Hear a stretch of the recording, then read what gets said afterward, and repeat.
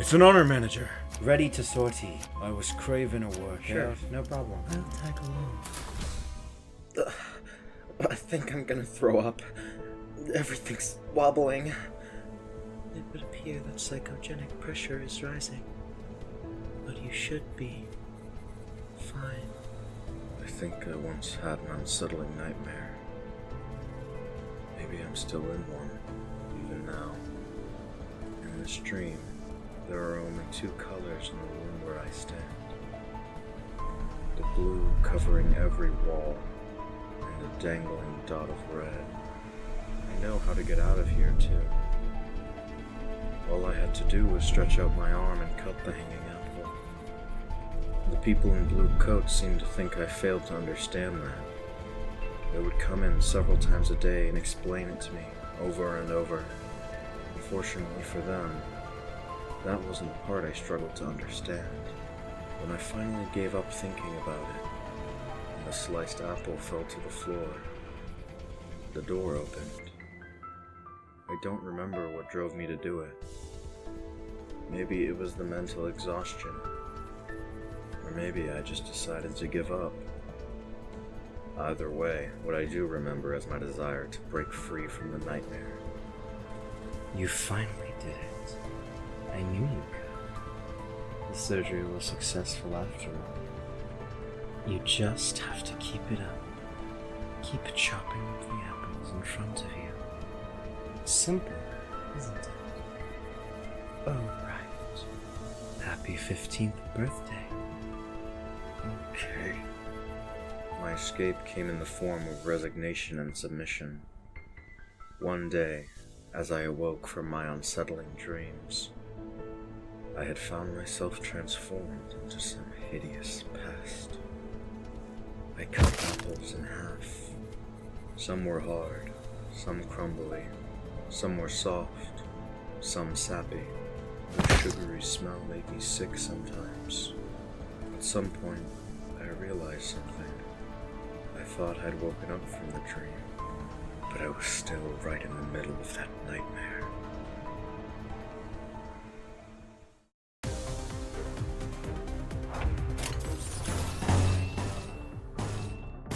Sounds like a plan. Let's go. I got a clean hit. Next. An obvious outcome.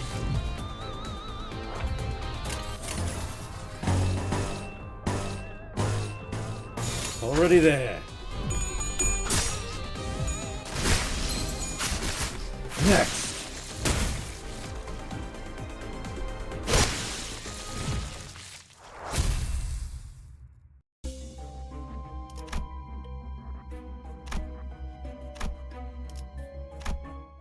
Still in a battlefield. It's the same place as before. Something's changed, though. Someone came up from behind and suddenly tugged at Heathcliff's shirt. Are you out of your minds? Get to shelter now! You'll age rapidly if exposed to that bomb's blast. The nest next door has turned into a nursing home. They can't even walk without sticks. Hold on. Isn't he the same guy we just... But don't you worry, because Manager Gregor is with us. He doesn't suffer side effects like the rest of us do, and he can regenerate too. He was operated on by none other than Hermann, our most skilled director.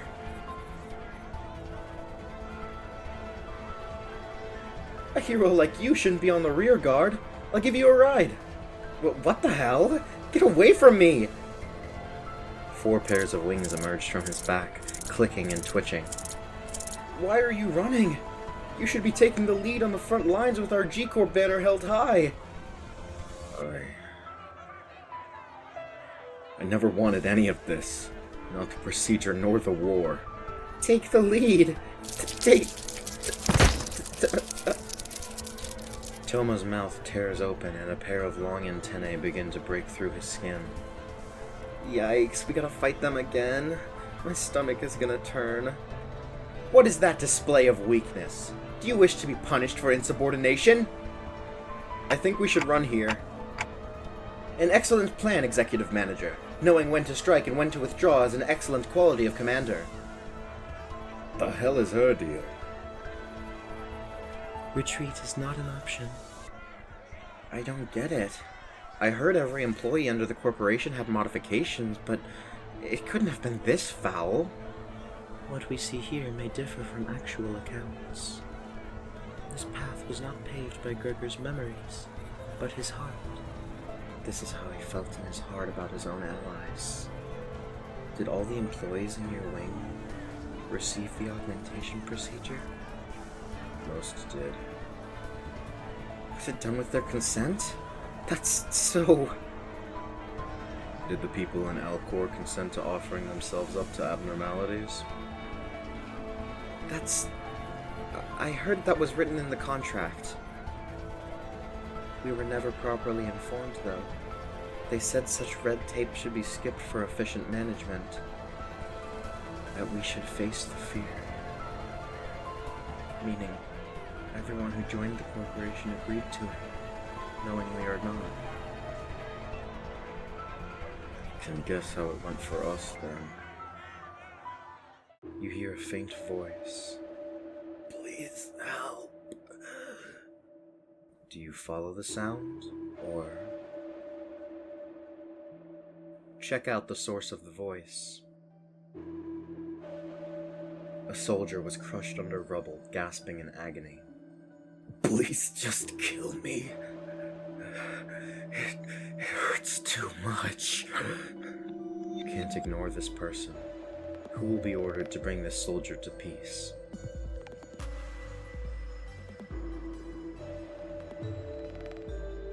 Oh, this shouldn't be a big deal at all, huh?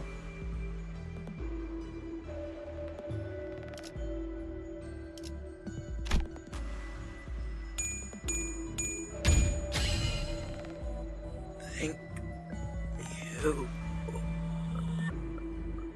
The soldier's life was delivered a coup de grace by the knife. The human rhythm that rose through the blade soon ceased, and the soldier was eased into eternal rest. Ego gift, shoddy dressing obtained. Splendid strategy, manager. Ego gift get, shoddy dressing. All allies gain plus 10% max HP.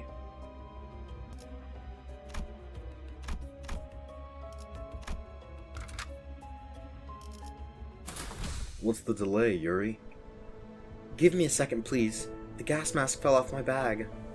I don't see it serving any practical purpose now. You're only weighing yourself down.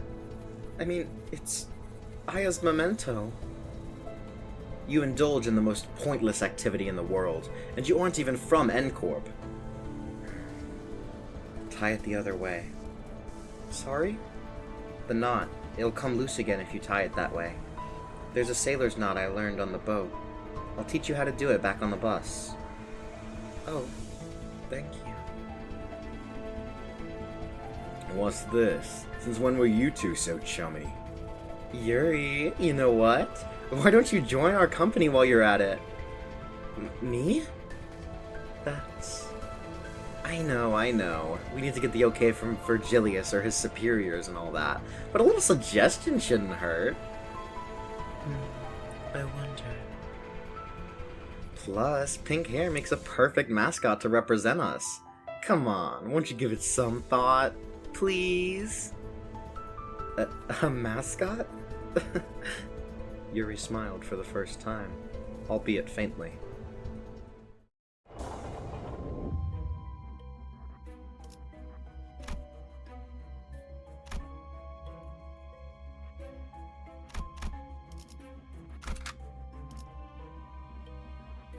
Need a hand?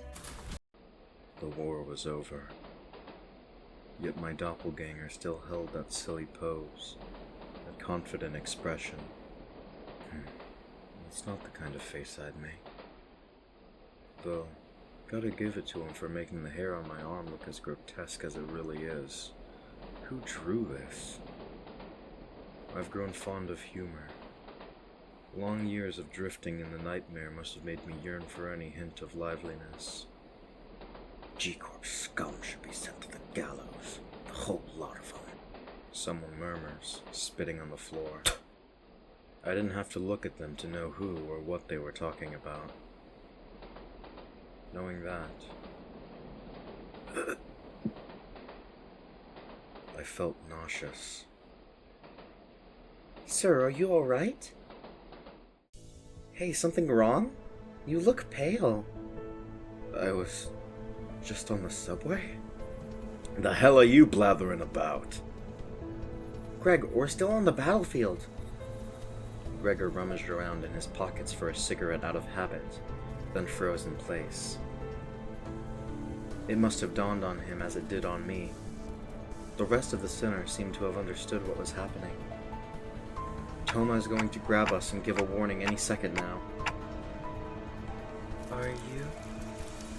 Look, Toma, I'm starting to get a little sick of your line reading, so I'll say it once. We're not out of our minds, and the aging bomb ain't gonna hit us. No. Instead of elaborating, he points up. I need help. I don't want to die. Toma was crushed to a pulp right before our eyes. There's only one thing to say in a situation like this. Run! All troops, retreat! We muster up everything we can to run, but the airborne hand is ever persistent and shows no sign of letting up.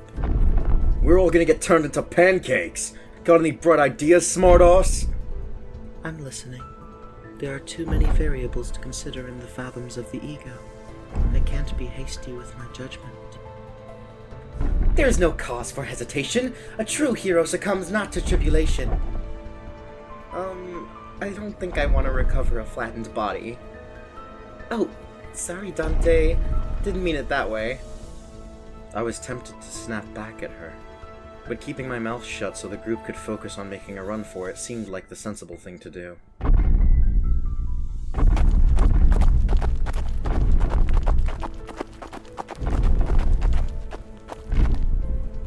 Still thinking, are you? Huh? Well, are you, Miss Knows-It-All? If it is an immediate solution you seek, then I have not obtained it yet. The only thing that can be said for certain is that our objective is not nearby.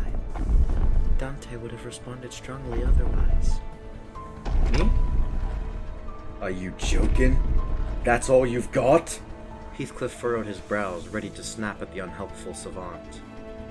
But after a sudden close shave with a massive palm, he began speeding up without a word.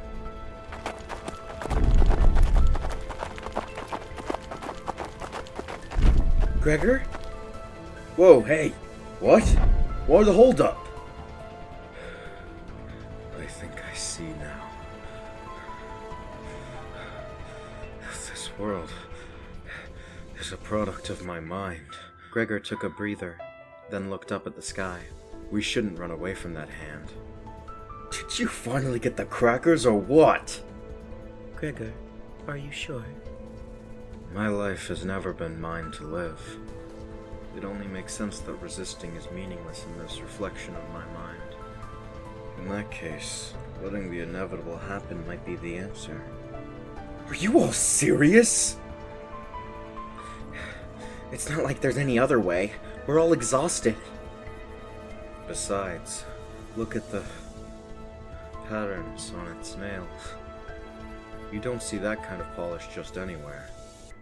If that hand belongs to who I think it does, she will not stop chasing us. Faust, you said this is a path in my heart, right? Then I can tell you this for sure. It's about to hit a dead end. Be it the nightmare or the road, I never once strayed from that woman's control. Who is Gregor talking about? And what does he mean by a nightmare? As much as I wanted to ask him. Might as well.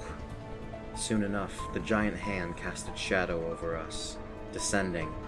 Just before it reached us, it stopped to hold us in its grasp. Everything went dark. I felt a disorienting nausea of being lifted into the sky. Only Faust and I managed to find our footing, while everyone else stumbled around from the vertigo. We found ourselves in another battlefield, albeit one that was more familiar to us.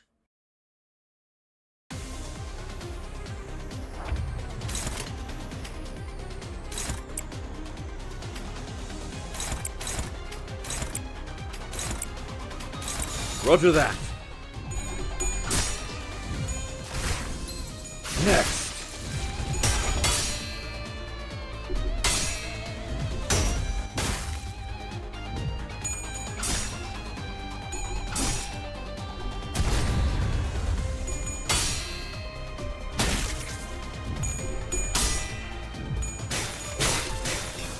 Is that all?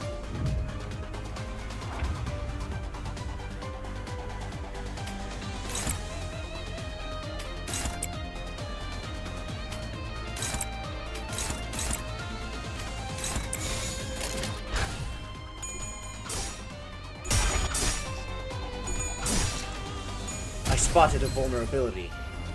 Downward sink. I got a clean hit.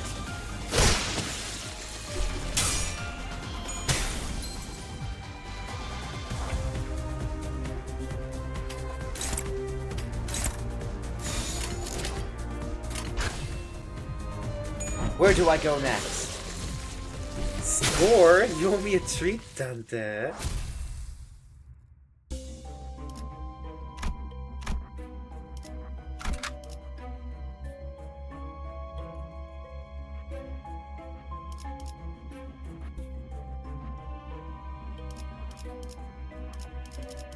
I will do my utmost.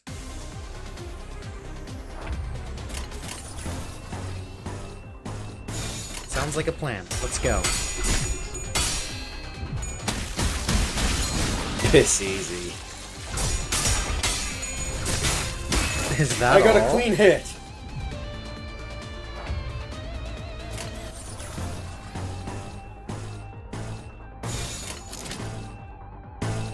Charging in. Where do I go next? Downward sink. Next. I got a clean hit. Piss easy.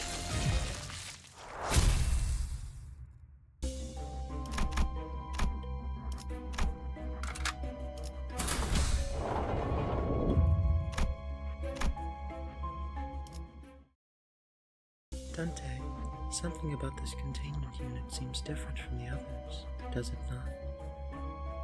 Yeah, it really does. Wait, is this? Yes, that is most likely where we can find the abnormality in which the golden bough has taken root. We did manage to come this far, huh? Say, Gregor, when we go back to the bus, can I teach Kat on how to use a map? Yeah, sounds good. I'm sure she'll like it. I doubt that. Sinclair shook his head, then dry retched afterwards. It's nice to have a place to go back to.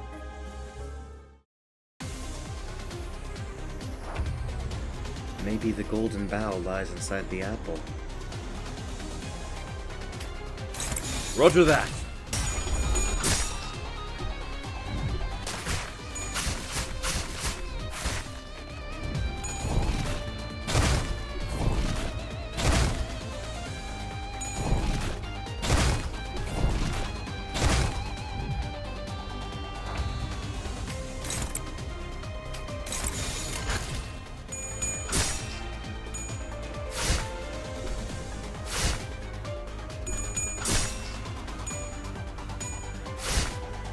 I got a clean hit.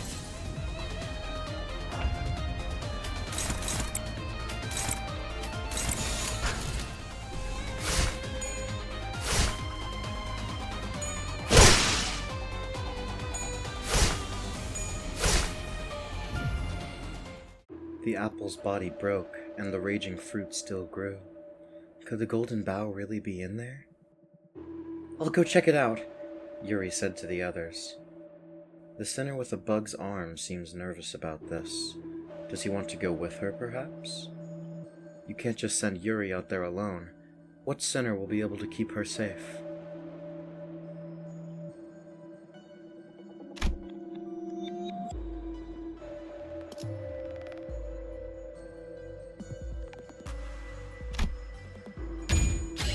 The fruit's cracked shell suddenly began to rattle as if it would jump at any moment. Gregor managed to escape, but it seems Yuri couldn't. The fruit's flesh melted to form a new body. Don't feel too guilty about it. One lost life is better than two. The golden apple formed a new body.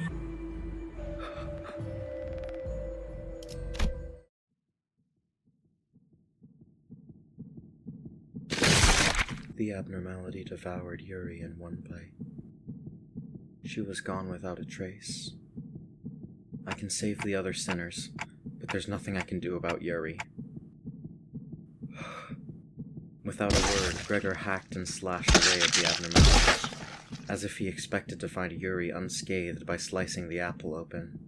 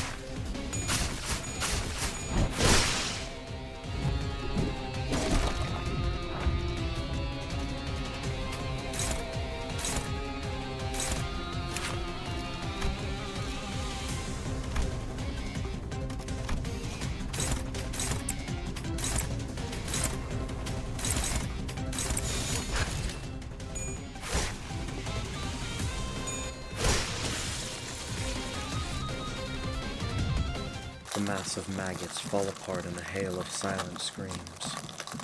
Beyond that, I see a wave of radiant golden light. Is that the golden bough? Just as I begin to approach it, the apple begins to tremble. Excuse me. Are you the people from Limbus Company? Yuri? You're okay? Even though I had clearly seen it devour her, I couldn't stop myself from asking. When we go back to the bus, can I teach Cato how to... Then I saw a glimpse of the pink locks of hair that Rhodia took a liking to.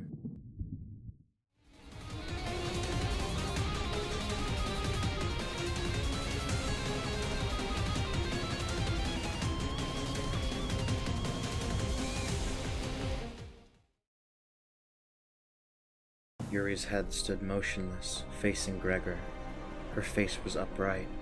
However, the Yuri we knew, the Yuri who accompanied us, was always hunched over, slouched and laden as though it were the obligation of the sole survivor to carry the weight of her dead colleagues. So, I had no reason to hesitate to warn him. That's not Yuri, Gregor! No, I don't think it is either. Gregor accepts it calmly.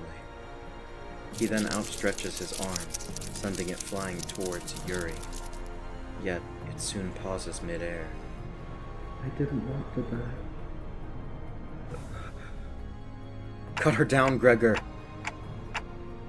I don't know if this is the right thing to do as the manager, None of us wanted to die. but I had to shout at Gregor now to stop him from breaking. Cut it now!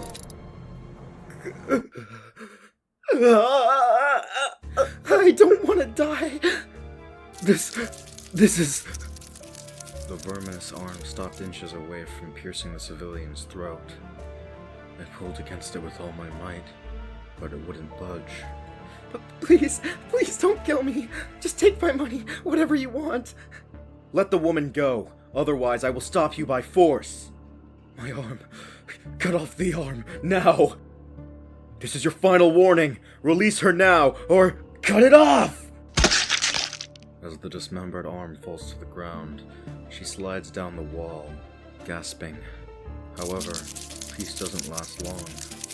The arm starts regenerating from its twitching stump. Are you alright, sir? No. Stay away from me.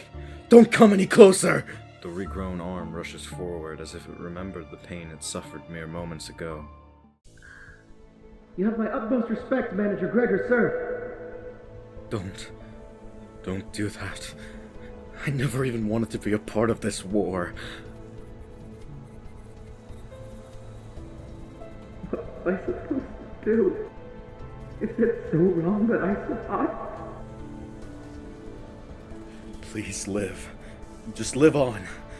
None of us asked for this to happen. None of us asked to be in this mess. To be so close, here, on the very periphery of the end, only to be stopped moments before your labor bears fruit. How regrettable. Well, we'll take it. Opportunities left unclaimed will only become null and void. Yuri's head tumbled to the ground. It wasn't Gregor's doing. Yuri's mouth opens and lets something out. It was a tree branch radiating a bright golden glow. Seeking the bough, were you? A bit small, isn't it? I'm Herman. We'll be seeing each other often. The reason being, we need those boughs, and you can find them. You won't die, but we will kill you. Herman nudges Yuri's head with her foot. All in due time, of course. We'll take good care of the golden bough you found. Gubo, my dear compatriot, is this the path you have chosen? Indeed it is. Only few remain now. It's been a while, brother. Do you know how filthy your clothing smells? If only your family were here to see the sorry state you're in. Some reunion this has turned into. How are you treating that gift of mine, son? I didn't invest in you just to see you in such a mess. I never asked for this. Not once. You should at least finish unwrapping the present. That little arm isn't all there is to it. All right now, that's enough greetings. The man called Jia Huan clapped twice. Then everything went dark, like waking from a long nightmare to the break of dawn, after some time passed. And I thought this would be an easy enough mission for you. It really is something. Your gall to come crawling back here after losing the golden bough right before your eyes. Have I overestimated you? Why don't you give me an excuse, Miss Faust? As it turns out, immortality wasn't the solution to everything. Anything to say for yourself, Dante? There was another group going after the golden bough. You had to have known this, so why didn't you warn me? They're asking about the other faction that sought the golden bough. Faust placidly relayed my words to Virgilius. Don't tell me you're blaming me for this. Tell me then, Dante, why would we bother sending 12 whole combatants to a place with no threats? After hiring fixers to guide them too. That's... Enough of that, Manager Bud. It's my fault. If you want someone to blame, I'm right here. How fascinating. Built a sense of camaraderie between you already. Well, I do suppose it's not too bad to cover up for each other, since you're all in the same bus. Just know that sticking up for one another doesn't make up for your incompetence. We got a call. After Team Spec Ops Section 4 has just gone underground for their job. That sounds about right. Someone has to salvage the ego and abnormalities left there. A real shame that the essence was lost, though. This is getting excessive. Failure is a common thing on the battlefield. If an objective isn't met, you devise another plan and redeploy. Are you sure it wasn't your expectations that were too high for our first mission? I will have you know that the executive manager's performance was nothing short of outstanding. I suppose we'll leave it at that. You're not entirely wrong. Certainly. There seemed to be an uncanny tension between Virgilius and Faust. But right now, I had neither the energy nor the willpower left in me to get inquisitive. The bus reeked with the metallic stench of blood and gore that clung to our outfits, but no one thought to open the windows, and no one had the urge to have a change of clothes. All of us just sat in place, dwelling on silence. Gregor, who had the most defeated look of them all, stared despondently out the window. Then he suddenly went to hang something from his pocket near the windshield of the bus. That guy, what did you put on Mephi's head? A memento. A memento for two. I had a sister just about Yuri's age. That's all there is. I considered giving him a pep talk, but the idea quickly dissipated. Ishmael wore a grieving look, Sinclair was quietly weeping, and Rhodia let out a distressed sigh. If they couldn't offer him any encouragement, what good would I do? Charon, won't this get in your way? No, Charon will be fine. All right, let's hit the road. Vroom, vroom. The bus slowly grumbled forward. The gas mask hanging by the windshield gently swayed like an ornament.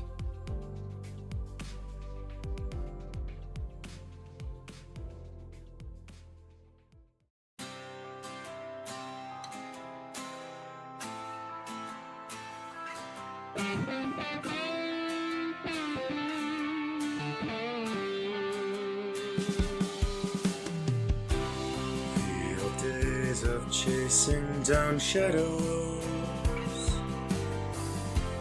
all that remains are vain memories, as if a fire swept right over me.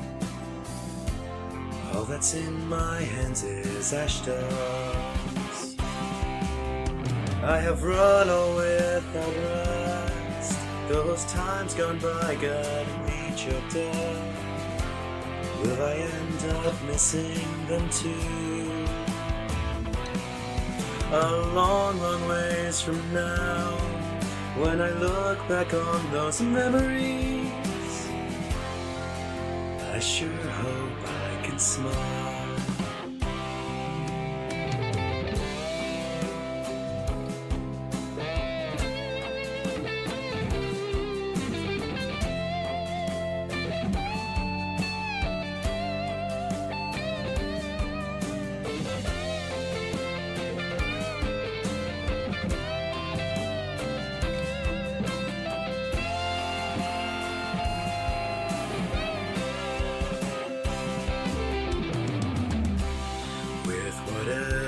Time I have left to me now,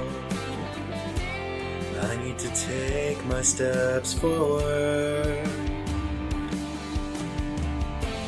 burning myself up until I am no more. I must look just like a candle, without a moment to breathe. I was thrown into turbulent days. I hope that I can take my path a long, long ways from now.